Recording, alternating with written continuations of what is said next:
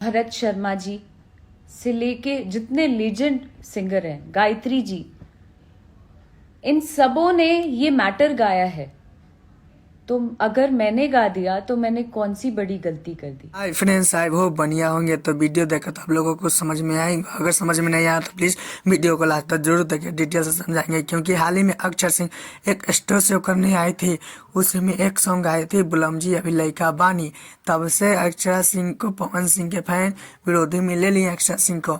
अक्षर सिंह के हर वक्त मतलब हर स्टेटस पे पवन भैया के कुछ क्लिप उठाकर वो जोड़ दे रहे हैं। तो इसी में पवन भैया ने बोले हैं कि किसी के साथ गलत नहीं करना चाहिए, अपने फैन को समझा रहे थे। ठीक है, तो पवन भैया अपने फैन के लेकर बहुत ज़्यादा ही चिंतित रहते हैं क्योंकि उनके बाद, लेकिन अक्षर सिंह भी कम नहीं थी। अक्षर सिंह अपने फैन को बोले थे कि मतलब बताने के लिए ही उतना लाइव आए थे।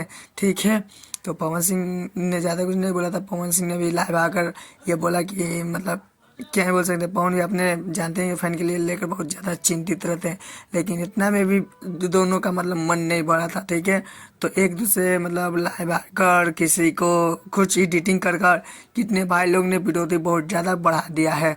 तभी आप लोग को क्या कहना है, प्लीज़ मेरे चैनल पर नए हो तो चैनल को सब्सक्राइब, वीडियो को लाइक करें। हाँ, अक्षरा सिंह के लेकर आपको क्या राय है प्लीज़ कमेंट में ज़रूर बताइएगा।